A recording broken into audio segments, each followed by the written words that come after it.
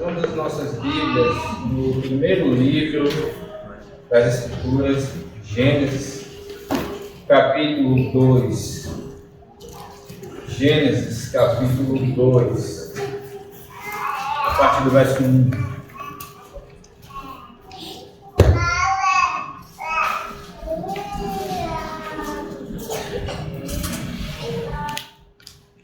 Gênesis 2, verso 1. Eu irei do verso de número 1 ao verso 3. Depois nós vamos pular para o capítulo 49, do verso 8 ao verso 12. Mas antes, Gênesis 2, 1 a 3, assim diz: Assim, pois, foram acabados os céus e a terra e todo o seu exército. E havendo Deus terminado no dia sétimo a sua obra que fizera, descansou nesse dia de toda a sua obra que tinha feito. E abençoou Deus no dia sétimo e o santificou, porque nele descansou de toda a obra que como Criador fizera. Agora capítulo 49, versos 8 a 12.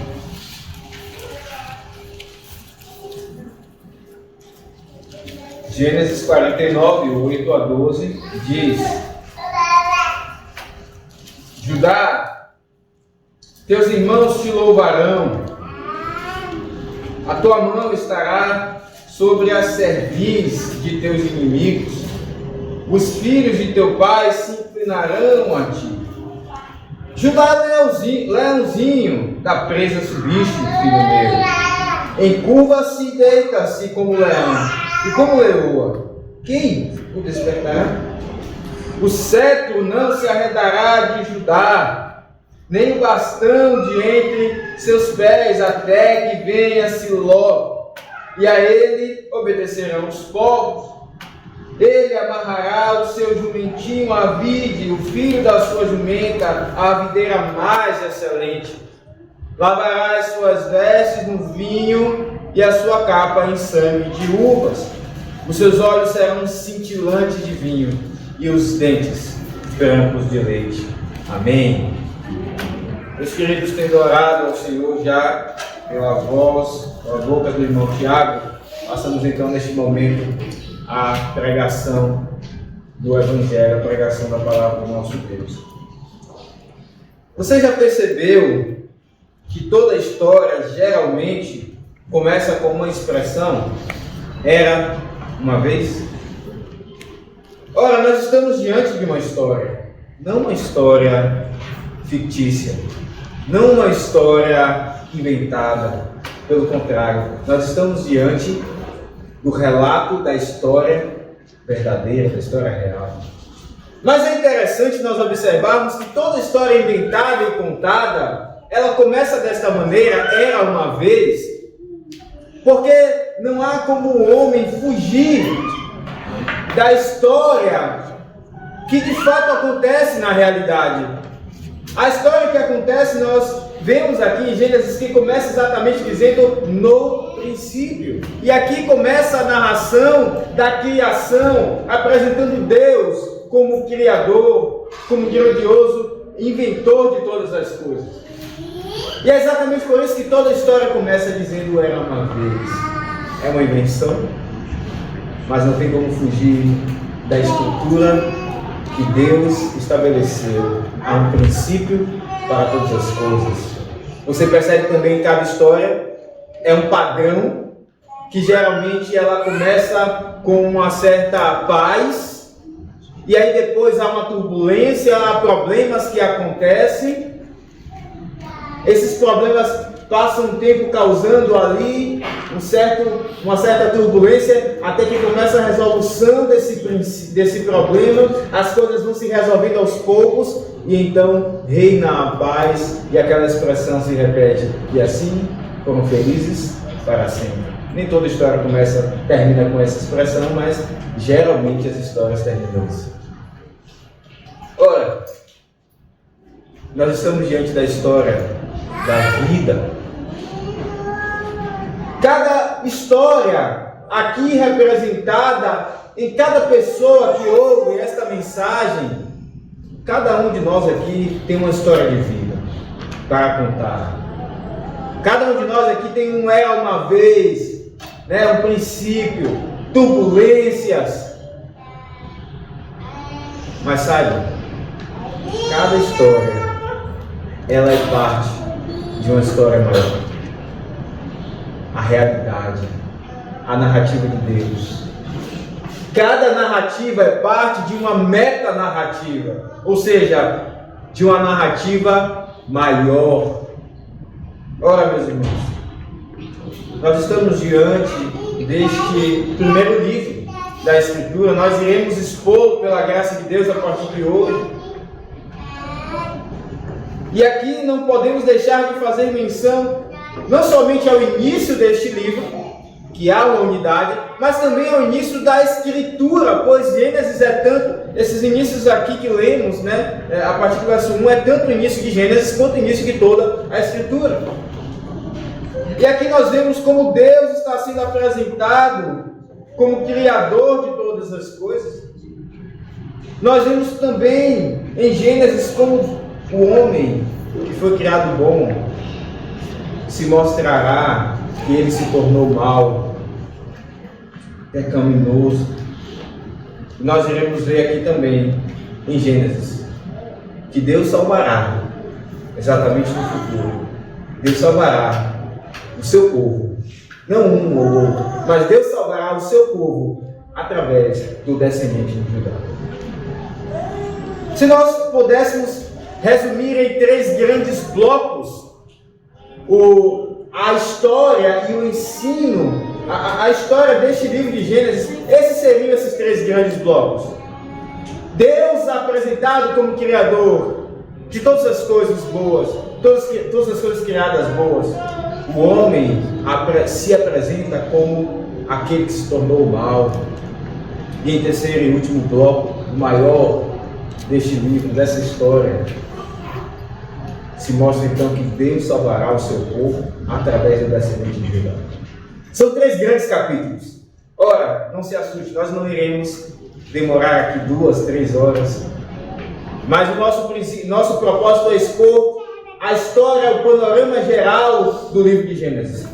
Nós iremos começar na próxima ocasião a expor os versículos, a partir do verso 1 em diante, as partes, mas agora nós iremos fazer uma exposição e tentaremos fazer uma exposição de todo este livro. O que todo o livro de Gênesis nos ensina. É importante isso, porque quando nós passarmos a expor as partes, nós precisamos ter diante de nós a linha guia de todo o livro, a espinha dorsal, o que todo ele nos ensina, para que nós não caiamos no erro de focar nas partes e esquecer o todo. Por isso, se nós pudéssemos reunir numa frase o ensino do livro de Gênesis, essa frase poderia ser: creia no eterno Deus que salva o pecador através do descendente de Judá. Sim, é exatamente isso que você deve ter diante de você. Quando você lê Gênesis 1 até o último versículo de Gênesis 50, creia no eterno Deus que salva o pecador através do descendente de Judá. Olha, exatamente em primeiro lugar, nós temos aqui o primeiro grande bloco dessa história. O primeiro grande capítulo dela. O nosso primeiro ponto: o eterno Deus cria todas as coisas boas. Volte seus olhos então aí para o verso número 1 de Gênesis. O primeiro versículo diz: no princípio criou Deus os céus e a terra. No princípio criou Deus. Deus é apresentado então como o grande criador aqui. Ele é o Deus eterno. Perceba que há um princípio aqui. Aqui é o primeiro segundo da história. O relógio foi startado. O relógio começou a girar. As engrenagens do relógio começaram a girar. Aqui então o tempo começa a acontecer. Mas o que existia antes de tudo isso? Não existia tempo. existir o eterno, aquele que não tem princípio. Se todas as coisas têm um princípio, o Senhor Deus, Criador, não tem princípio. Ele é o eterno Deus. E aqui então nós lembramos da definição que o nosso breve catecismo, e as crianças devem estar lembradas, eu espero, da pergunta aqui número 5, a qual pergunta: o que é Deus?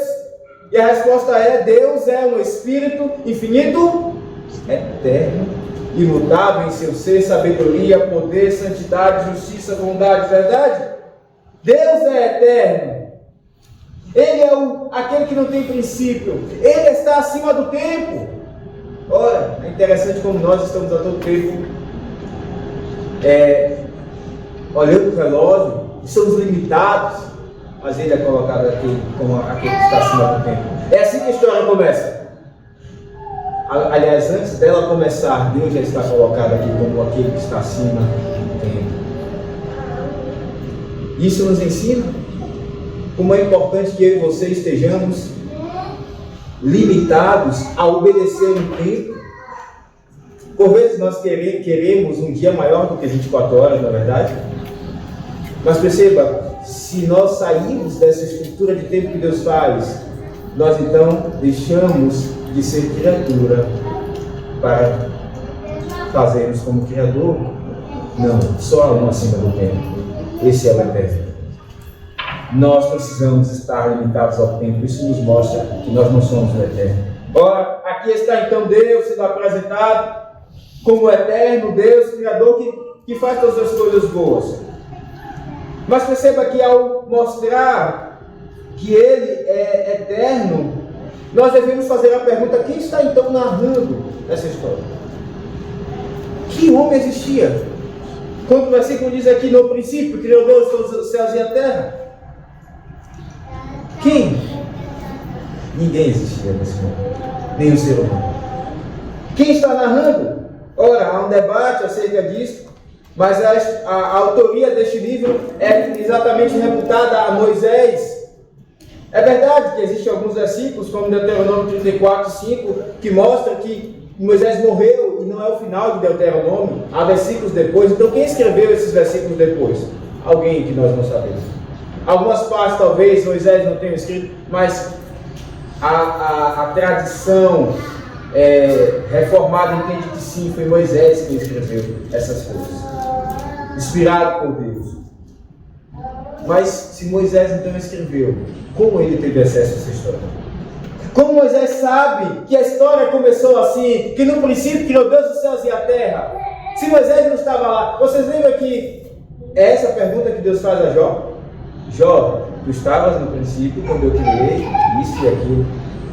Moisés também não estava. E nós aprendemos que o Salmo 78, poderemos aqui citar Deuteronômio 6, mas o Salmo 78 nos mostra como Moisés soube dessas coisas.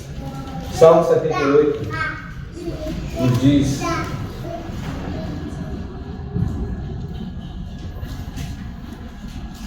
a partir do verso no início mostra como ele o salmista abrindo a boca, os lábios em parábolas, publicando os enigmas dos tempos antigos. E verso 3 diz: o que ouvimos e aprendemos, o que nos contaram nossos pais, não o encobriremos a seus filhos. Contaremos à vindoura geração os louvores do Senhor, o seu poder e as maravilhas que fez. Foi assim que Moisés teve acesso ao relato da criação. Certamente, a grande maioria dos teólogos concordam que não foi uma tradição oral, mas na verdade Moisés teve acesso a escritos, inclusive, dos pais, que não só escreveram, mas também contaram aos seus filhos. E é exatamente isso que nós devemos fazer ainda hoje, na verdade.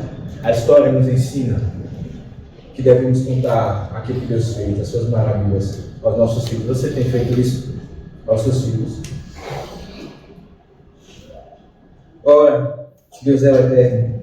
Moisés não estava lá, só havia ele, o Senhor Deus o eterno. Isso nos mostra também que Ele é o único Deus. Se Ele é o eterno, não há como nós entendermos que há mais do que um Deus. Porque se há mais do que um Deus, há mais de uma vontade. que então uma vontade deu origem à outra. A lógica nos ensina que se há Deus é eterno, o único Deus, então é verdade que Ele é único. Nós aprendemos que inclusive Deus, aqui no início, pode ser traduzido como deuses, e em alguns momentos é traduzido como deuses, mas aqui corretamente está traduzido como Deus. Isso nos mostra como aqui é o contraste, se naqueles povos ao redor do povo de Deus havia deuses, eles tinham vários e vários deuses. O Deus que inicia a história é o único Deus. Não há mais o que ele. Ele é o único e eterno Deus. E é exatamente isso que também pergunta a pergunta número 5. Há mais de um Deus? Do Velho Catecismo. E a resposta nos diz: há um só Deus. O Deus único e verdadeiro. Deus é eterno. O grande Criador de todas as coisas. Ele as cria todas boas. Ele é o eterno Deus. Ele é o único Deus. Ele é o soberano. Ora, não é assim que ele está apresentado aqui, como aquele que vai dirigindo os fatos da história. Ele, diz o texto, ele fez isto.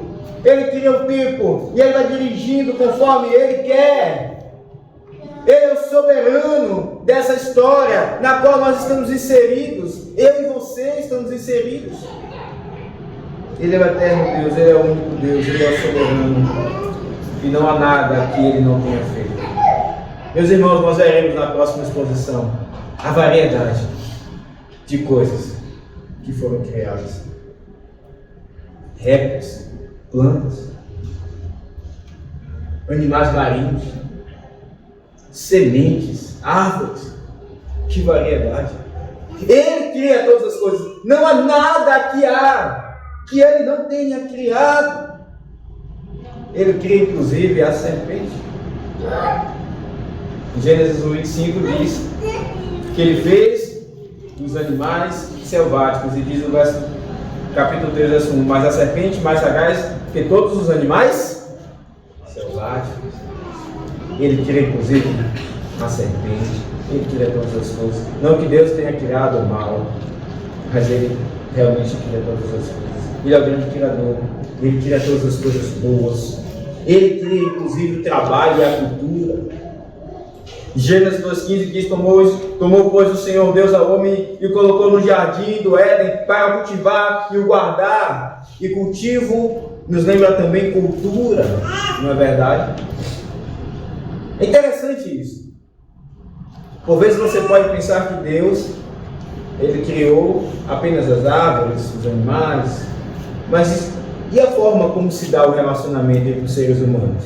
Um certo padrão que nós encontramos na forma natural dos homens se relacionarem. Necessidades que encontramos aqui no Brasil, do outro lado do mundo. Quem criou-os? O Deus eterno, único, soberano, que criou todas as coisas boas. Ele cria tudo belo, tudo sábio, tudo prazeroso. Era tudo perfeito. Mas entramos no segundo capítulo dessa grande história. O homem criado bom, ele se torna continuamente mau. Ora, se o primeiro capítulo, o nosso primeiro ponto nos mostra que Deus é o eterno, que cria todas as coisas boas, o nosso segundo ponto nos mostra que o homem criado bom se torna continuamente mau. Deus cria então o homem no último dia, como aquele que faz, como aquele grande artífice, que tem a sua invenção, e ele faz o fundamento, ele faz todas as partes, mas então, no final, ele coloca a cereja do bolo. Ele coloca aquilo que dá beleza a tudo. Ele faz o homem. O homem é a coroa da criação. Não há nada igual ao homem. Alguns dizem, inclusive, que o homem é como um microcosmos. E, de fato, as invenções, inclusive, muitas delas imitam aquilo que acontece dentro do nosso corpo. O homem é criado bom, mas ele se torna continuamente ruim. Deus se desgosta dele. Perceba que contraste da coroa da criação. Ele se torna o motivo do desgosto de Deus. É isso que Deus diz lá em Gênesis 3. Ele diz para Noé, diz no verso 5: viu o Senhor que a maldade do homem se havia multiplicado na terra e que era continuamente mal todo o desígnio do seu coração. Então se arrependeu o Senhor de ter feito o homem na terra, e isso lhe pesou no coração. Ora, nessa história em que todo o princípio é maravilhoso, tudo é muito colorido, as cores estão em perfeita harmonia, as coisas começam a ficar cinzentas, sem cor, frio, porque o homem quis se afastar de Deus e pecar. Ele, sendo livre, perfeitamente livre, ele tinha de fato o livre-arbítrio. Ele então acredita no engano, na história inventada e mentirosa da serpente, que conta para ele que ele podia ter autonomia, ou seja, ele podia se governar. Não, isso era um grande engano.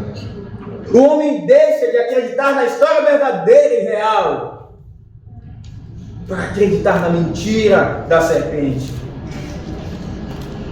E ele se torna escravo de Satanás. O homem corrompe a si. Ele não corrompe apenas a si, ele corrompe a toda a criação. Em Gênesis 3 nós vemos que a maldição vem não apenas sobre o homem, mas também sobre a criação. Em Gênesis 3, verso de número 17, diz Deus a Adão: visto que atendeste a voz de tua mulher e comeste da árvore que eu te ordenara não comeste, maldita é a terra por tua causa. Não apenas o homem recebe maldição, mas a terra, a criação, tudo aquilo que Deus havia criado perfeito e bom, também é amaldiçoado.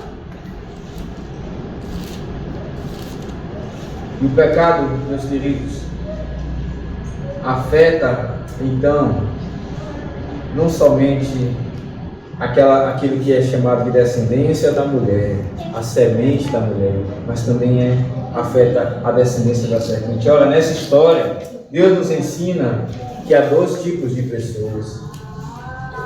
Em Gênesis 3,15, o Senhor diz: porém, inimizade entre ti, falando aqui com a serpente, entre ti e a mulher, entre a tua descendência ou a tua semente e o seu descendente, este te ferirá a cabeça e tu lhe ferirás o calcanhar. Aqui então há dois tipos de pessoas na terra: a semente e a descendência da mulher e a descendência da serpente.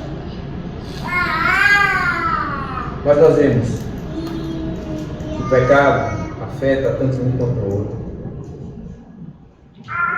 Isso nos mostra que eu e você não somos melhores do que os outros.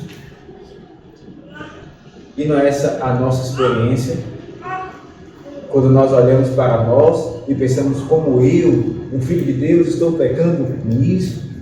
Sim, é porque o pecado afeta tanto a descendência da mulher quanto a descendência da serpente.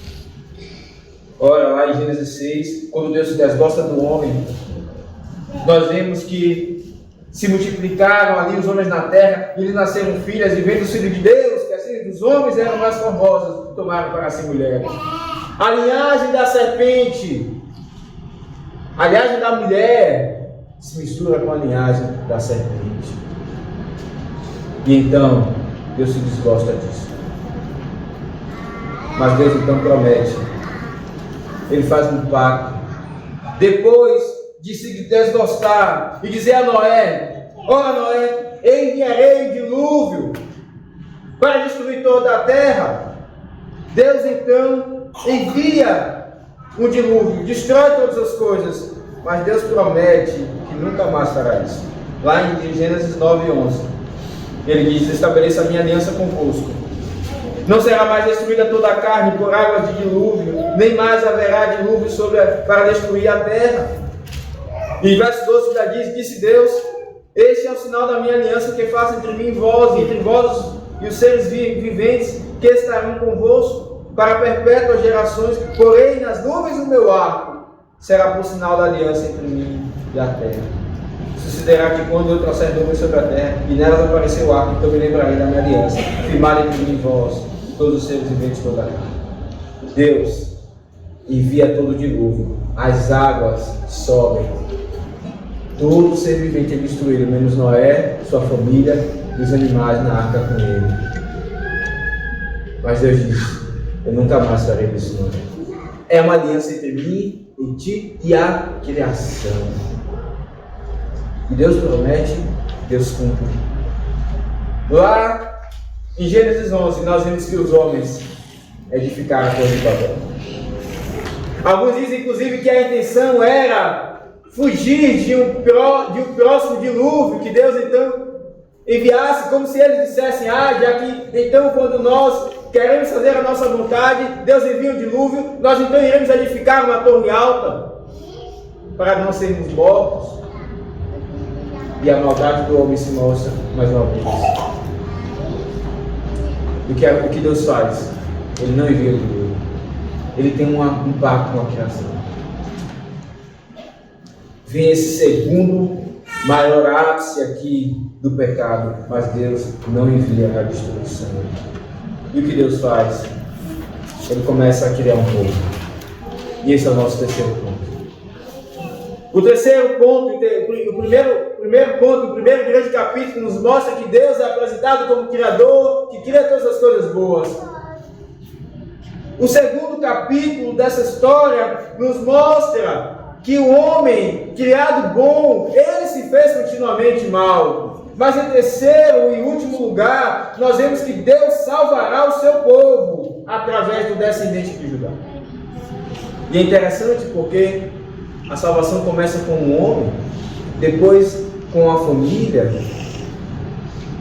depois com um povo, e ela reduz para um descendente. Ela começa com um representante, e ela termina com um representante. Deus se relaciona com a humanidade através de um representante, sempre. Deus chama Abraão e diz: Abraão, sai da tua terra, da tua parentela, e vai para a terra que eu te mostrarei, e te farei uma grande nação, e te abençoarei, e te farei uma grande nação, um grande povo. Deus salva, Deus salvará. Ele está prometendo salvar o seu povo. E te abençoarei, e te engrandecerei o nome. Ser tu uma bênção. Agora, nós vemos isso se cumprindo quando Ló é salvo através de Abraão. Deus está abençoando Ló através de Abraão. E Melquisedeque reconhece isso no verso 19 do capítulo 4. Ele diz: abençoou ele a Abraão e disse: bendito seja Abraão, ou seja, abençoado seja Abraão pelo Deus Altíssimo, que possui os céus e a terra, que criou e que possui os céus e a terra. Abraão é o vetor de bênção. Ele recebe a bênção do Senhor. Mas Abraão, ele mostra a mesma característica daquele povo de Deus nos dias de Noé. Abraão é o pecador. Abraão é chamado por Deus. Deus diz: sai da tua terra, eu vou te abençoar. E o que vemos depois é que Abraão conta uma meia verdade. Abraão conta uma meia verdade. Ele diz a Sara, sua mulher: Sara, tu és mulher formosa. Chegando ali no Egito, eles irão querer me matar. Não disse que tu és minha mulher, disse que tu és minha irmã. Abraão conta uma meia verdade. Sim, eles eram da mesma descendência, do mesmo povo. Poderia-se dizer que eram irmãos, mas na verdade a intenção de Abraão era outra. Era dizer que Sara era irmã de sangue dele. que não podia casar-se com ele, porque era irmã de sangue. Abrão conta uma meia verdade. E não é essa a realidade, por vezes, que nós fazemos. A história se repete em nós. Lá no fundo, nós dizemos: Senhor, eu serei completamente teu, eu viverei para ti completamente. Mas lá no fundo há alguma coisa que nós ainda não entregamos a Deus. Nós contamos meias verdades, meus irmãos, como Abraão. Deus nos chamou, mas por vezes nós contamos meias verdades. Nós dizemos aos irmãos: como é bom estar contigo. Nós dizemos: eu não tenho problema algum contigo, mas por vezes há alguma coisa ainda no coração. São meias verdades. Abraão é chamado, mas logo após ele conta uma mentira. A meia verdade é uma mentira. E então, mas ainda assim nós vemos que Deus continua abençoando, porque Deus salvará um povo, Deus salvará uma nação através do descendente de Judá. E então Abraão se encontra no dilema da infertilidade. A promessa é que um descendente viria, mas Abraão era velho, Sara também velha, eles não tinham filhos. Como isso se daria? Eles têm, certamente, diante de ouvir a promessa, eles talvez ali procurassem meios para que viesse descendente, mas os seus corpos eram fracos, eram velhos. Como viria esse descendente? E no capítulo 17, verso 17, diz: então se prostrou Abraão o rosto em terra e se riu, e disse consigo: a um homem de 100 anos há de nascer um filho. Dará à luz Sara com os seus 90 anos. Abraão riu da promessa. E Deus concede, apesar disso, o descendente prometido. No capítulo 21, no verso número 1, diz: visitou o Senhor a Sara. Não somente Abraão se riu, mas Sara também se riu, depois quando Deus os visitou. Ambos pecaram assim, duvidaram, incrédulos. Mas diz no capítulo 21, verso 1, Deus visitou a Sara, como lhe dissera, e o Senhor cumpriu o que havia prometido. O Senhor é o Criador. O homem se fez mal, mas Ele salvará um povo através de um descendente. Ele cumpriu a sua promessa. Essa é a história das histórias que nós estamos vendo. Ora, mas Deus faz primeiro nascer Ismael e não Isaac, o filho da promessa. E então Abraão, diante desse dilema da infertilidade, ele pensa: não, é através de Ismael que Deus irá nos abençoar. E no capítulo 25, verso 12, nós vemos: e disse consigo ao Senhor: Deus meu Senhor de Abraão, rogo-te, Deus meu Senhor Abraão, rogo-te que me acudas hoje e uses de bondade para com meu Senhor Abraão. Eis que estou ao pé da fonte de água, e as filhas dos homens dessa cidade saem para tirar água. Cabe, pois, que a moça a quem eu disser: inclina o cântaro para que eu beba, e ela me responder: bebe, e darei ainda de beber aos teus camelos, seja a que designaste para o teu servo Isaque. E nisso verei que usaste de bondade para com meu Senhor. Aqui nós vemos que depois que vem Isaque nasce, mais uma vez se encontra ali o dilema: como irá a descendência continuar, se aqueles ali estão pervertidos, como Noé estava no meio de uma geração perversa. Abraão então chama o seu servo e diz: vai buscar uma esposa para mim, porque Abraão queria que Deus iria salvar o seu povo através de um descendente. Abraão tinha já aprendido, diante da infertilidade, ele tinha aprendido que Deus de fato cumpre a sua promessa, embora em meios difíceis. Então Abraão olha e não vê nenhuma mulher que possa casar com seu filho, mas ainda assim ele crê. E ele diz: vai, E é interessante que o livro de Gênesis ele é dividido em seções, nós poderíamos assim também dizer, mas é claro que a preferência de Deus não é por Ismael, é por Isaac. No capítulo 25, no verso número 12, mostra de 12 a 18 a geração de Ismael. Mas no verso 19 até o capítulo 35, verso 29, mostra a descendência de Isaac. Isso nos mostra como Deus preferia Isaac a Ismael. Era Isaac o filho da promessa. Vem Isaac e depois Jacó. E agora Deus está ampliando o seu povo. Não há mais uma família apenas, mas de fato agora vem Jacó com 12 filhos. E de fato agora a nação está sendo criada. Mas no ventre ali ainda existia Jacó e Esaú. Jacó era incrédulo. Jacó era enganador. Nós vemos isso na liturgia. Jacó era enganador. Ele nasce já agarrando o calcanhar do seu irmão. Isaac era incrédulo. E mais uma vez nós vemos que o pecado atinge a descendência da mulher e atinge a descendência da serpente. O filho da promessa, aquele Jacó, a quem Deus diz que amou antes mesmo que saísse do ventre, ele era enganador.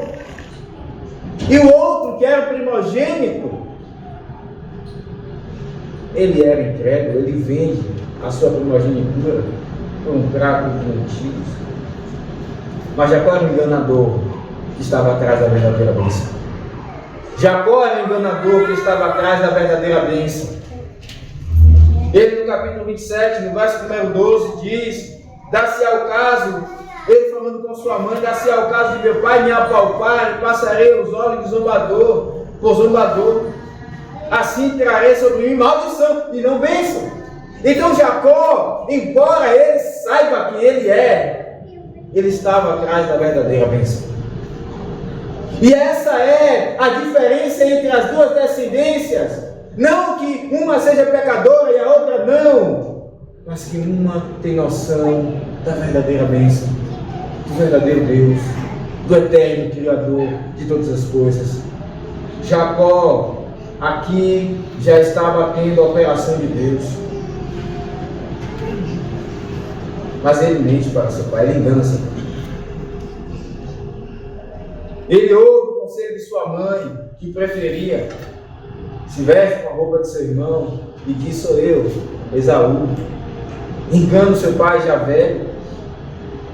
Ora, nós vemos então, você conhece a história, que Jacó recebe a bênção. Mas então Jacó foge. Ele precisava ser tratado através de Labão, um outro enganador. E é assim que Deus trata o seu povo. Ele pega alguém que tem o mesmo pecado para tratar o nosso pecado. E lá em Gênesis 30, no verso 25,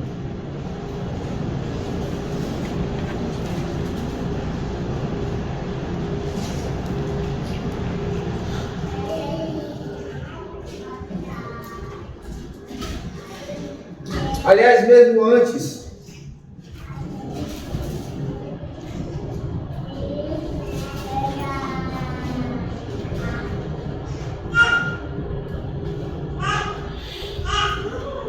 mesmo quando Jacó chega ali, Jacó se enamora por Rebeca, aliás, por Raquel, ele então quer Raquel, mas Labão diz: ora, não é assim que se faz na nossa terra.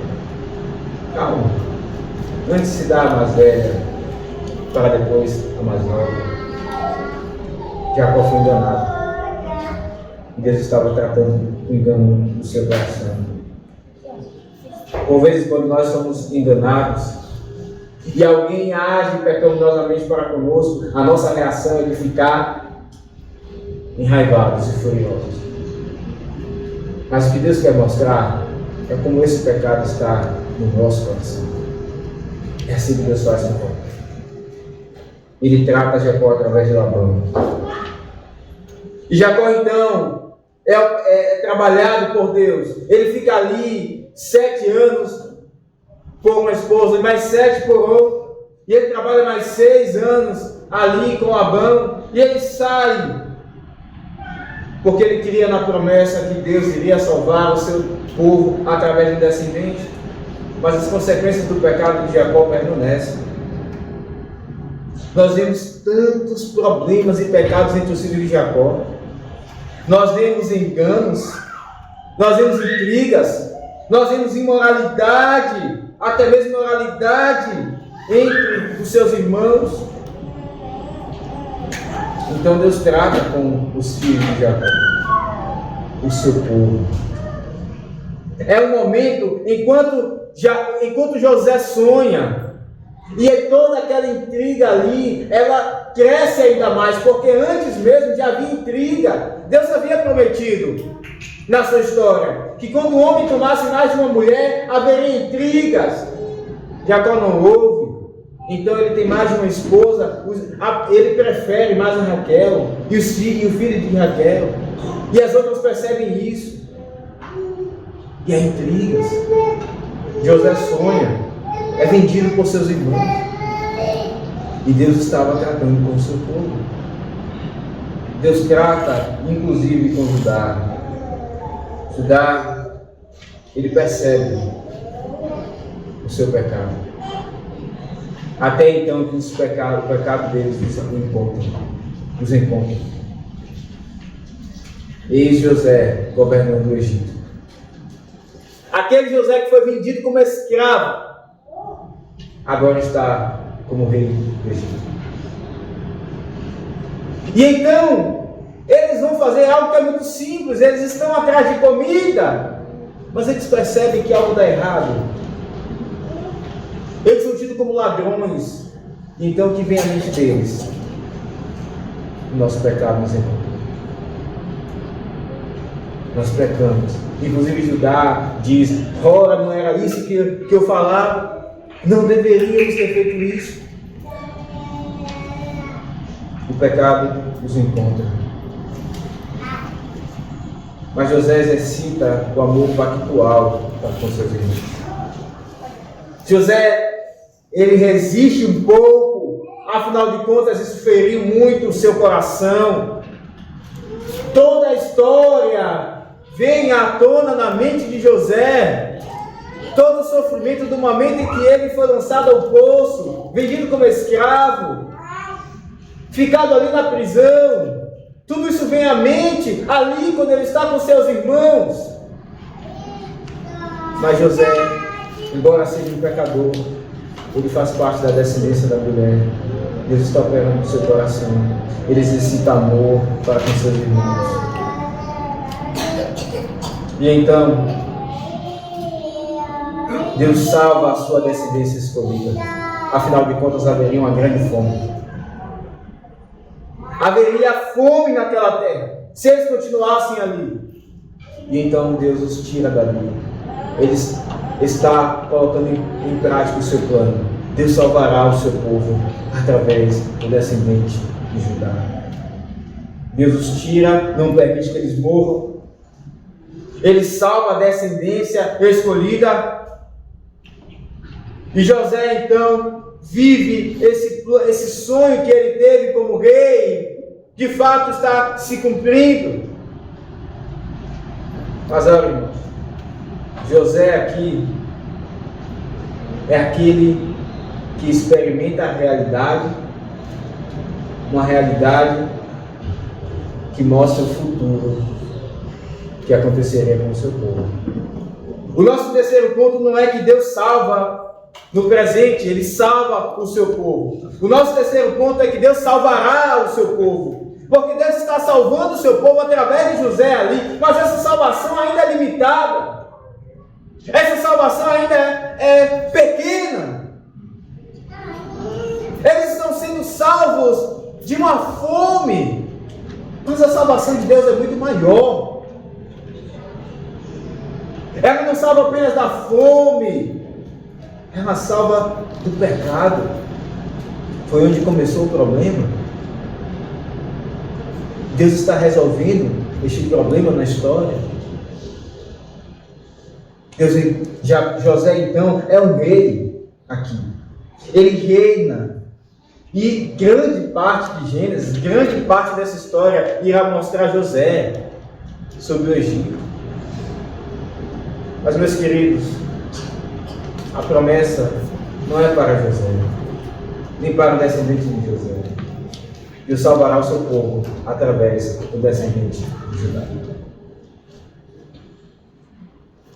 E lá em Gênesis 49, eu convido que você abra a sua Bíblia, no texto que nós lemos no início.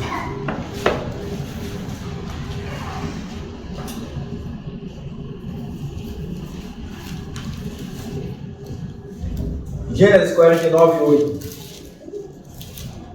De Judá, aqui Jacó então abençoa os seus filhos. E no verso 8 de Judá, teus irmãos te louvarão. A tua mão estará sobre a cerviz de teus inimigos, e os filhos de teu pai se inclinarão a ti. Ora, é a mesma bênção que Jacó recebeu. Veja lá em Gênesis 27, 29. Quando Jacó engana seu pai, ele percebe que alguma coisa está errada, mas ainda assim, Abraão abençoa, aliás, Isaac abençoa Jacó. E no verso número 29 diz: sirvam-te povos e nações te reverenciem, sê senhor de teus irmãos, e os filhos de tua mãe se encurvem a ti. Maldito seja o que te abençoar e abençoado o que te amaldiçoar. Judá recebe a mesma bênção de Jacó, de ser senhor de seus irmãos, e as nações se prostrarem sobre ele. Embora, perceba, aqui como são as ironias, e não é exatamente assim que nós olhamos, inclusive, para a história da nossa vida, e vem certas ironias, certos fatos que são irônicos. Embora José está aqui como governador de tudo, sobre seus irmãos, não é José que recebe a bênção que Jacó recebeu. É Judá. Talvez você olhe para a história e se impressione com José e veja: uau, como José é um grande rei, quanta riqueza.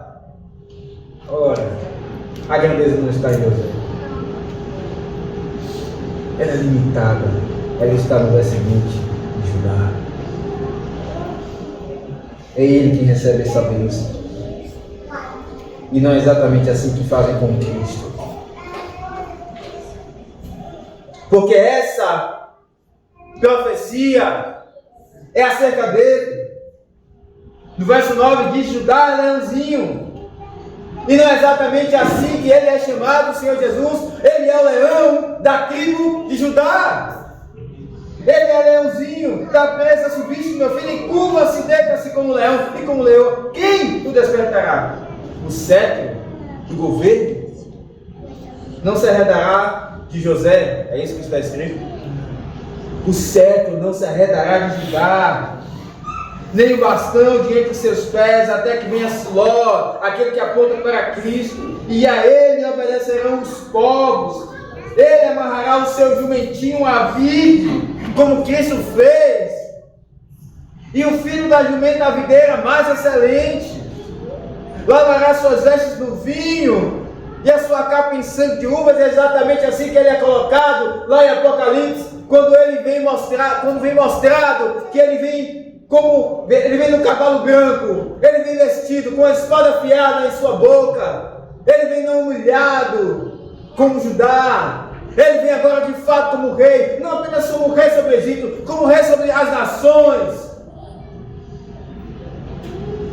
E ele pisará o lagar do furor da ira do Todo-Poderoso, os seus olhos cintilantes de vinho e os dentes brancos como leite.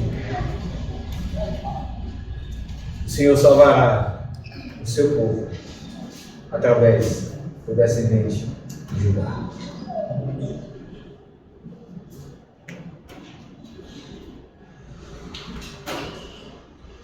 Tu crês nessa história?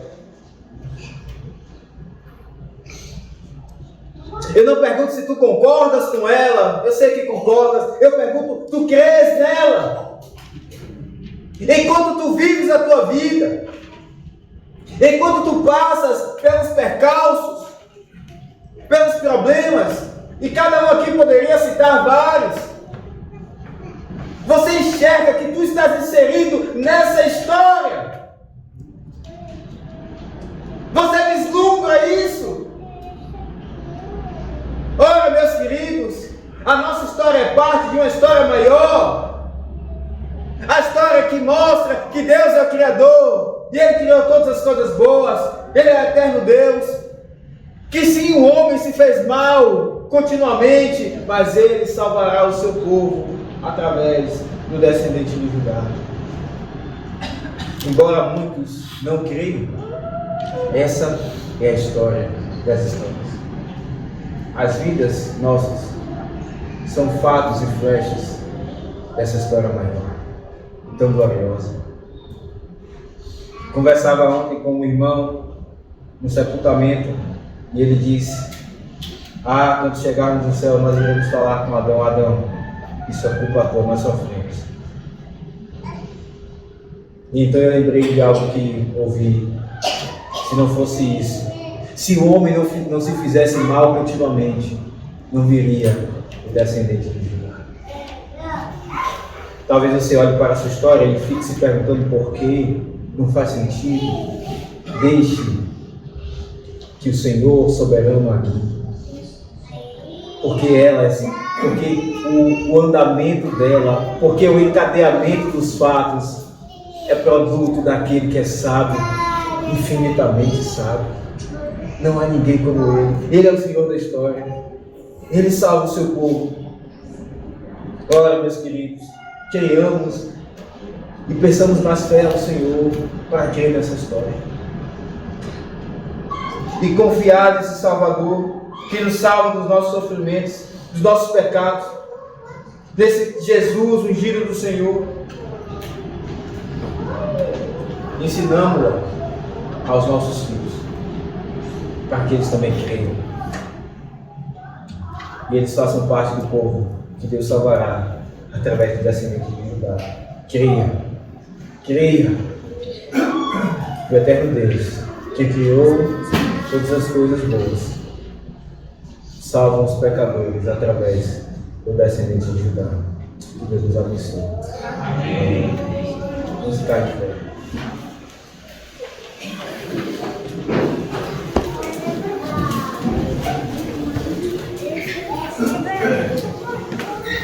Oremos.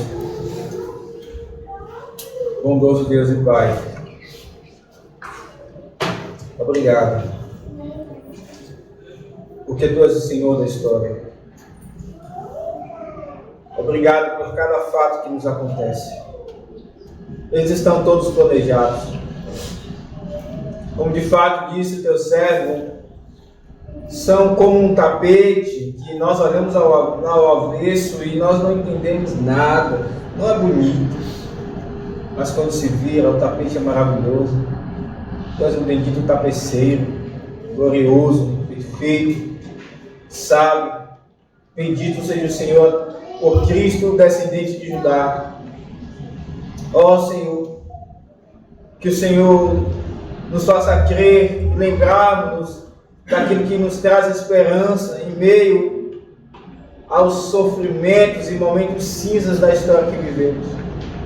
Vivifica o Teu povo, Senhor. Fortalece os joelhos fracos.